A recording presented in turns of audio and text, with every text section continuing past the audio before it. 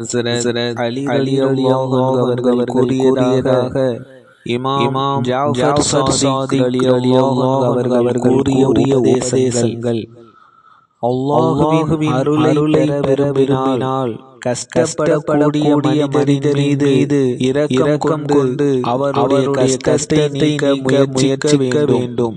அல்லாஹ்விடம் அதிகமான நன்மைகளை அடைய வேண்டுமானால் தீய குணமுள்ள மனைவியின் நோவினைகளை சகித்துக் கொள்ள வேண்டும்.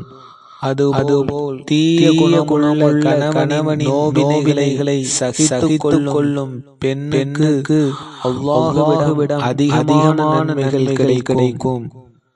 70,000 மலக்குகள் உங்களுக்காக அல்லாஹ்விடம் பாவ மன்னிப்பு கோரி பிரார்த்தனை புரிய வேண்டுமானால் நோயுற்றவர்களை சந்தித்து ஆறுதல் கூற வேண்டும்.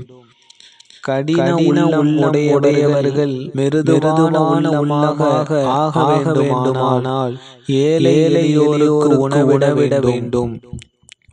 பொறாமை என்ற தீய குணம் ஒருவரிடம் நீங்க வேண்டுமானால் யார் மீது பொறாமை ஏற்பட்டதோ அவருடைய நலவுக்காக துஆ செய்ய வேண்டும்.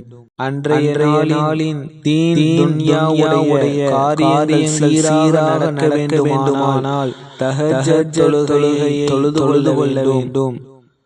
ஹஸரத் நபி ஸல்லல்லாஹு அலைஹி வஸல்லம் அவர்களின் ஷஃபாஅத்தையும் அன்பையும் பெற விரும்புபவர்கள் அன்னலாரின் சுன்னத்துகளை தீவிரமாக பின்பற்ற வேண்டும். இமாம் ஜாஃபர் சாதிக் ரலியல்லாஹு அன்ஹு அவர்கள் கூறினார்கள், உனக்கு 100 பணியாளர்கள் இருந்த போதிலும் உன்னுடைய விருந்தினருக்கு நீயே பணிபுரிய வேண்டும். ஹஸரத் சிர்ரி சித்தி ரஹ்மத்துல்லாஹி அலைஹி அவர்கள் கூறினார்கள், எவர் அல்லாஹ்வின் அருள் கொடைகளுக்கு நன்றி செலுத்த மாட்டாரோ அவரிடமிருந்து அந்த அருள் கொடைகள் திடீரென பறிக்கப்பட்டு விடும்.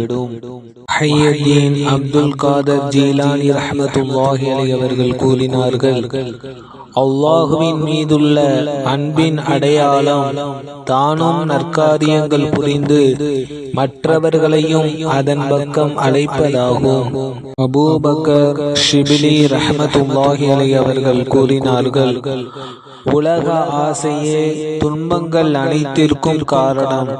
அது மனிதனின் அறிவை குருடாக்கி விடுகிறது. இப்ராஹிம் இப்னு அதஹம் ரஹ்மத்துல்லாஹி அலைஹி அவர்கள் கூறினார்கள், அல்லாஹ்வின் திருப்தியை தேடுங்கள். மனிதர்களின் திருப்தியை தேடினால் அல்லாஹ்வின் திருப்தி கிடைக்காது.